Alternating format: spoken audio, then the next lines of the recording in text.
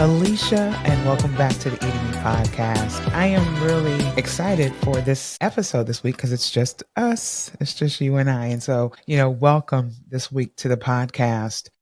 For those of you that are listening at the actual time that this airs, can't talk. It'll be airing right before Christmas time. So about 2 days before Christmas. And it's really interesting this year, at least for me. I don't know about for y'all. I feel like this year has flown by. Like it's been like sections of the year where I felt like it was flying by, and then certain points where it was like, okay, it's not going fast enough. But here we are, days away from Christmas. And I was just curious. I was like, are people ready for the holidays? And I was reading an article, and I'll share it with y'all here in the show notes. But it was by Amsterdam News. It's a small newspaper here in New York, but I thought it was interesting, this article, because the article is actually titled, "Are You Ready for the Holidays?" And Christian Greer is the author of this article. And I love that she, one, raised this question, and then two, just kind of talked about how complicated the holidays can be for some people.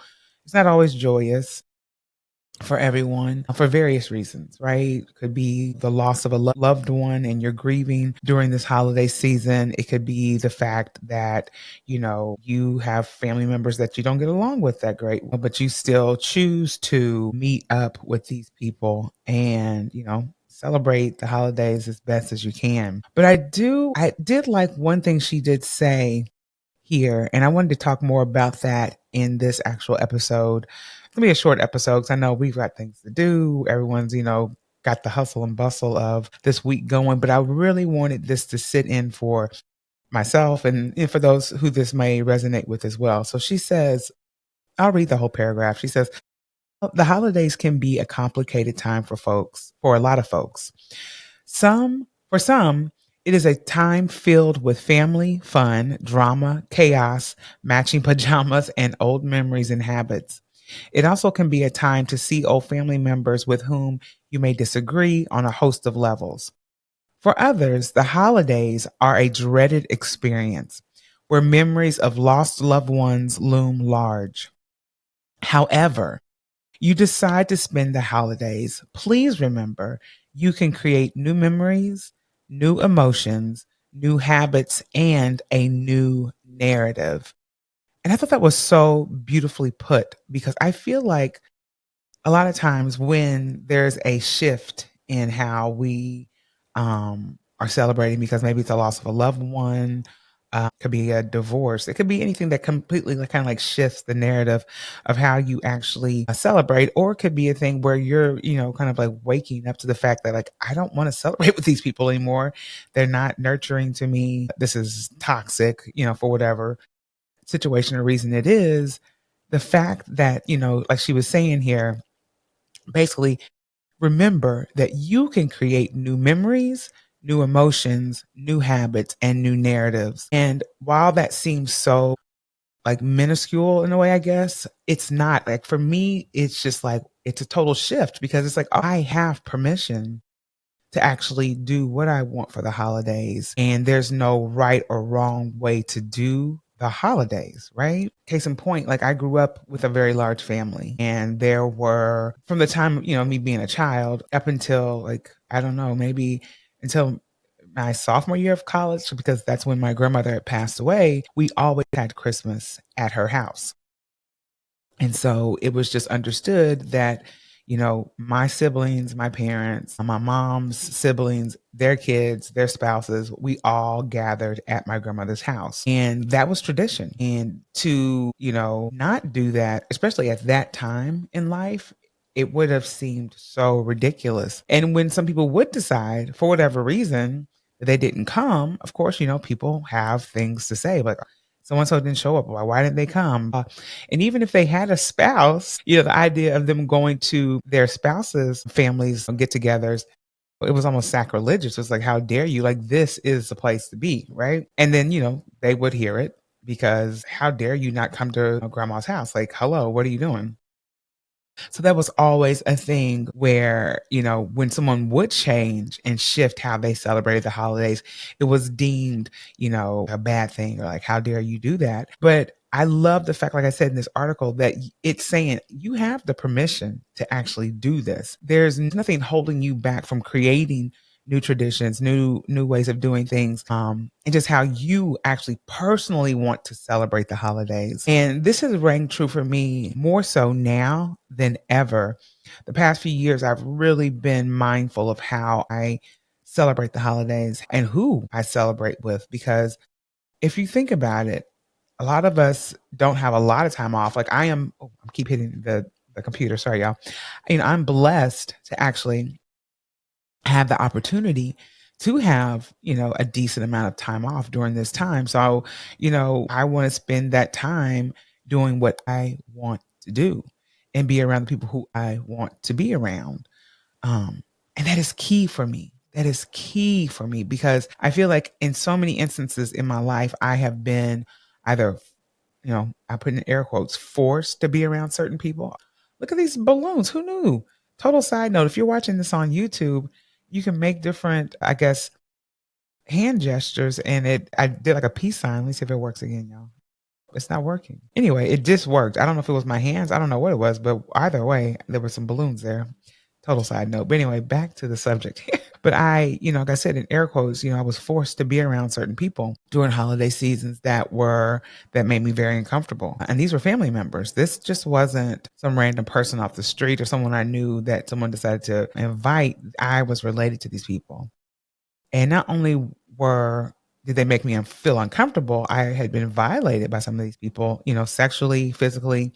And it was known in the family setting for the most part that these things had happened with me, but come to find out this was something that happened with a lot of people in our family. And so, growing up dealing with something like that, it's like I have no choice, according to the way things presented themselves. I have to be around these people, regardless of how I feel, how I think, how uncomfortable I am during these get togethers. I have to just kind of white knuckle it and get through it as best as I can. And, even thinking this as an adult, right? Thinking these things as an adult, it starts in childhood, obviously. But then when you become an adult, it's like it feel as if that's just the way life is. That's just how it is, blah, blah, blah. And this is what I have to deal with. And like I said, it's so refreshing to know that you don't have to deal with those people that make you feel uncomfortable or have hurt you or have violated you in some way. You're not obligated to be in a space where you just don't feel peace, especially during the holidays. The holidays are supposed to be a time where you're enjoying yourself, you're enjoying the people around you, the good food, if you're good drinks, if you're into, different alcoholic beverages or even non-alcoholics. There's a lot of great non-alcoholic holiday drinks. I mean, I'm an eggnog person, but it happened again. There's another one. This is so funny. If you're watching on YouTube, you're probably cracking up right now. But anyway, um, that was a thumbs up for those who didn't see it. But anyway, just knowing that I don't have to do that. I don't have to do what I've been conditioned to do all these years. To me, it has been refreshing. And for me, like I said, I have been intentional about how I celebrate, who I celebrate with. It's been a game changer in terms of for my mental health, calming my nervous system, and having me, I feel rejuvenated. I feel like I'm ready to return to, my job and, auditioning and all the things that I do. I don't feel depleted. And I felt like a lot of times during the holidays, I felt depleted because I had subjected myself to being around people that just did not make me feel comfortable.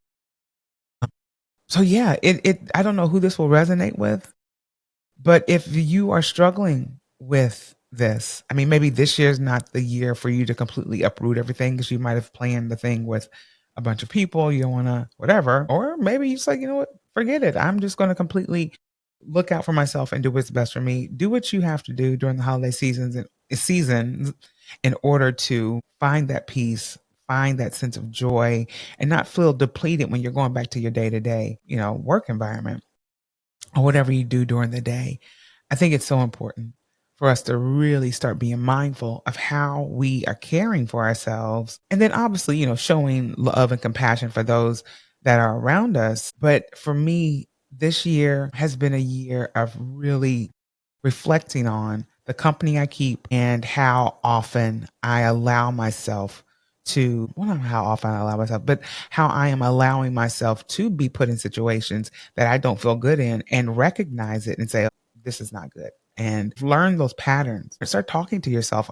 Start really putting yourself in a position where you're distinguishing and determining how you move forward with certain relationships, friendships, family ships. Is that a word? Family ships? You know what I'm saying? People in your family that you have relationships with. Those things may need to shift. And that doesn't mean that you don't love the person or anything of that nature, but it's just a self-preservation, if anything. So I think it's so important that, you know, as we prepare for the holidays, that we start really being mindful of our well-being and how we move forward, in this holiday season, this present holiday season and moving forward. And if that means you change, your traditions, you change your traditions. I've changed my traditions so many different times, especially being here in New York, because that was just the nature of the beast. It's just kind of like where I am. I'm not with my family all the time, so I have to create my own way of celebrating and acknowledging the holiday season.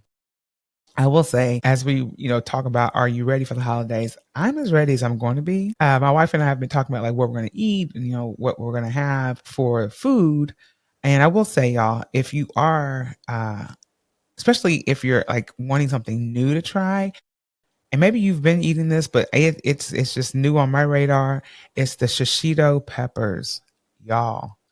I will put a link in the show notes just to show you what they are. I am in love with shishito peppers. I actually um, had them at my job at a holiday party, so like 2 or 3 years ago, and I was like, oh my gosh, I gotta have these every year. They're so good. Super simple to make. You can put like salt and pepper on them. Like you can put pretty much any type of seasoning on them. I was talking to someone at work about them the other day, and they were like, "Yo, I put what's it called, tahine? They put tahine on their shishito peppers." So that's definitely one thing we're having, the shishito peppers, and obviously some other vegan options as well.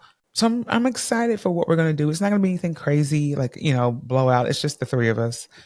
And so that's been nice too. We've been celebrating with just us as a family, and it's been really nice. And sometimes I hate that we're not in a bigger setting, but I think at this time in my life, this is the tradition where it's just three of us celebrating. And if things change, they change. But it's been nice. It's been cozy. It's been great. So, like I said, shishito peppers are definitely a part of the menu. Everything else is up in the air. I think at this point, my readiness is just being ready to receive the love and joy of my family and just knowing that I am blessed beyond compare. I have beautiful people in my life. And for that alone, I am ready. I am ready for the holiday season because I'm choosing to, like I said, incorporate, healthy habits that work for myself and for my family. And I think for that alone, how much more ready can you be? I mean, food will be food, gifts will be gifts. We've purchased the gifts, our tree is up, we have the decorations all around the house. Things are ready, right? But I will say the holiday spirit hasn't been the same. We have so much going on in the world. But I think if anything, be ready for joy. Be ready to receive joy, and to give joy. I think if anything, it's free and it's beautiful in my opinion. So I don't know. Are y'all ready for the holidays? I would love to hear if you are or not. But like I said, I'm as ready as I'm going to be. But I'm excited. I'm excited to just spend this time with my family and, continue to create these new traditions. And if, as the years go on, there'll be other changes in life because that's just how life is. Change is constant. But for me, I think if anything, love is, that's what lasts, beyond all the other things that are constantly changing in our lives. All right, y'all. I know you're probably rushing to do this and that and get all your stuff ready for the holidays, but have a great holiday season, y'all. Take care of yourselves. Take care of those around you. And like I always say this on Car Confessions. If you listen to Car Confessions, and also about car confessions, y'all. So sorry. Last week, it was so busy at auditions and just trying to, get everything together for the week. So rest assured, we will have our car confessions this week. But last week was a rough week for not rough like bad, but it was just a lot going on. So yeah, like I always say on car confessions, let's just keep on keeping on. And like I said, let's have a wonderful holiday season and let's do it in light, love, and joy. All right. I love y'all.